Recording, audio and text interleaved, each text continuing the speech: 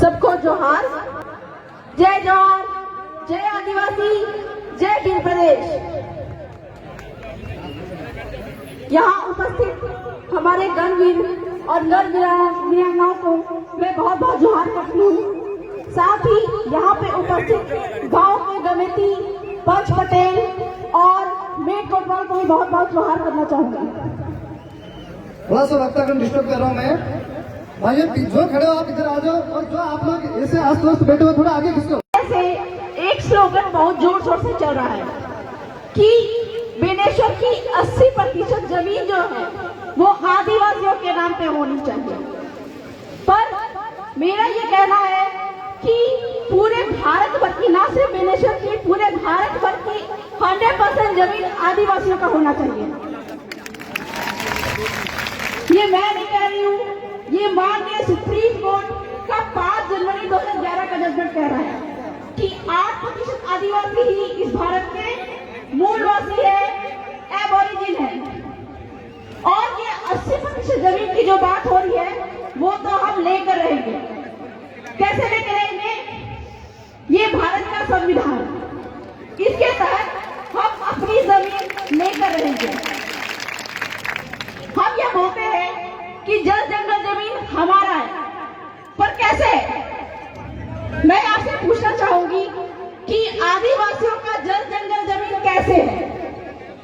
हम बोल तो देते हैं, लेकिन हमको जल जंगल जमीन पे अधिकार जमाने के लिए किस तरह से लड़ाई लड़नी है ये हमको जानना पड़ेगा।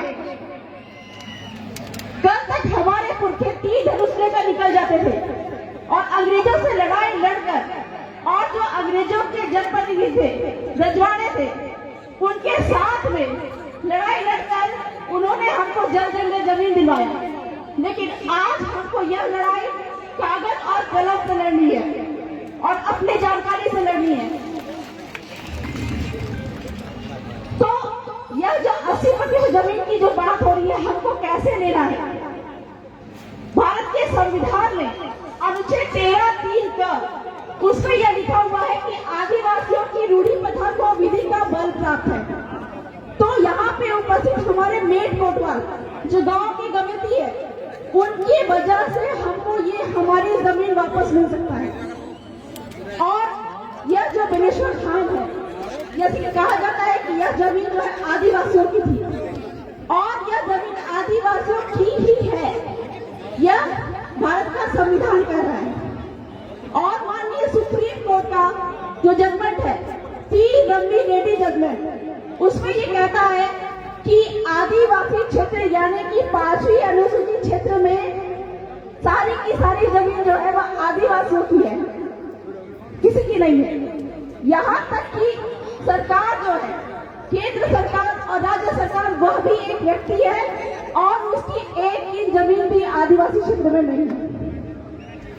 यह जजमेंट सुप्रीम कोर्ट का समता जजमेंट कह रहा है।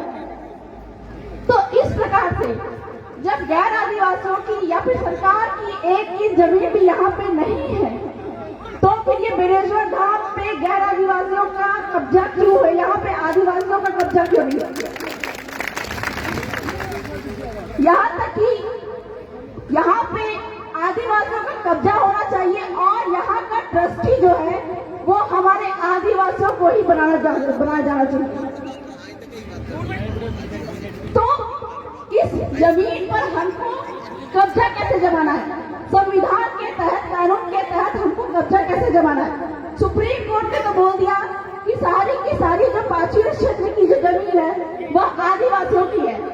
तो हमारे जो पटेल कमेटी है उनके द्वारा हम इस यहाँ के पूरे, मैं ये जानना चाहूंगी कि ये जो जमीन है बेनेश्वर की, यहाँ पर एक जो है हमारे पुरखे होते थे जिसको कहते हैं खून, उनके द्वारा यह पूरा का पूरा क्षेत्र बसाया गया होगा। जानकारी लिया तो मालूम चला कि यहाँ पे कटारा गोत्र के लोग यहाँ पे सर्वप्रथम आए थे। और ये जो गांव है नवा गांव, यह गांव जो है कटारा गोत्र के द्वारा बसाया गया था। इस प्रकार से जब हमारे बाप दादा यहाँ पे आए थे, कटारा गोत्र के आए थे, इस प्रकार से नदी, पहाड़, जंगल आदि का सीमाना तय करके ये गांव को तय किया था। और आपको यह जमीन कहाँ से मिलती है? यह जो जमीन हमको मिलती है वह बाप के बाप के बाप के बाप से मिलती है। आज भी वंशावली में हमारे बाप के बाप का नाम लिखा हुआ होता है। जब इस जमीन पर, जमीन के दस्तावेज पर हमारे बाप के बाप का नाम बसा हुआ है, लिखा हुआ है, तो यहाँ की खाली पड़ी जमीन जो है वह किसी और की कैसे हो सकती है, सरकार की कैसे हो सकती है? जब पूरा का पूरा गांव हमारे बाप दादा ने बसाया है तो इस जमीन पे भी आदिवासियों का ही कब्जा होना चाहिए। और कलेक्टर महोदय बाध्य है कि इस जमीन का पट्टा आदिवासियों के नाम पर ही करेंगे। ये मैं नहीं बोल रही हूँ, आपके राजस्थान टेनेंसी एक्ट और राजस्थान लैंड रेवेन्यू कोड जो है वह बोल रहा है कि यदि गांव किसी अपनी गांव की जमीन को, ठीक है, इस गांव का भी सीमा होगा, इस गांव की जमीन के अंदर में जो गांव मिलकर किसी को जमीन अगर देता है तो वो जमीन कलेक्टर महोदय उसका पट्टा उसको उपलब्ध कराएंगे।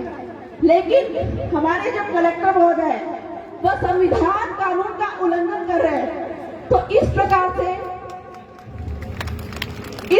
से आदिवासी समुदाय को संविधान के अनुच्छेद 13 का उपयोग करना आना पड़ेगा, क्योंकि आदिवासी आज जाग गए हैं।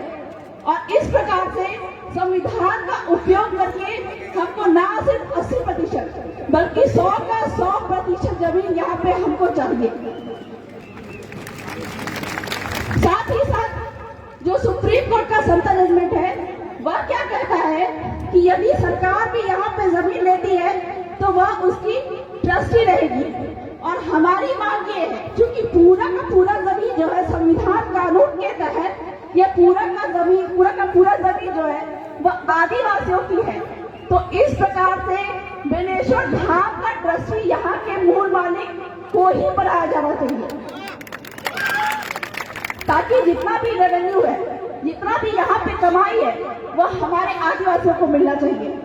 साथ ही साथ में सुप्रीम कोर्ट का संता जजमेंट ये बात भी कहता है कि आदिवासी क्षेत्र में अगर यहाँ पे किसी कंपनी या गैरों के द्वारा जमीन का अधिग्रहण किया गया हो तो यहाँ पे जो भी व्यापार रोजगार है वह यहाँ के स्थानीय आदिवासियों को ही मिलना चाहिए। तो इस प्रकार से अगर कलेक्टर महोदय यहाँ के स्थानीय व्यापार रोजगार के लिए आदिवासियों को नियुक्त नहीं करते तो इस प्रकार से कलेक्टर महोदय भी संविधान का उल्लंघन करते हैं। और इस वजह से संविधान का उल्लंघन करने की वजह से हमको उनको वोट में लेकर जाना पड़ेगा।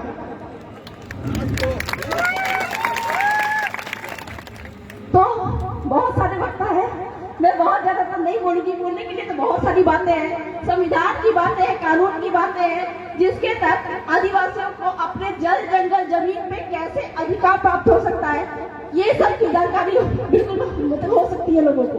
लेकिन चूंकि वक्तागण बहुत है, इसीलिए मैं अंत में यही कहना चाहूंगी कि अपने हक अधिकारों को संविधान में लिखित जो कि हमारे बाप दादाओं ने हमको देकर रखा है, ठीक है, अंग्रेजों से रजवाड़ों से लड़ाई लड़कर हमको ये अधिकार दिलाया है, इस अधिकार को हर एक लोगों को जानने की आवश्यकता है, जिससे कि ना सिर्फ 80% बेनेश्वर की जमीन बल्कि पूरे का पूरा भील प्रदेश की 100% जमीन भी आदिवासियों के नाम पे हो जाए।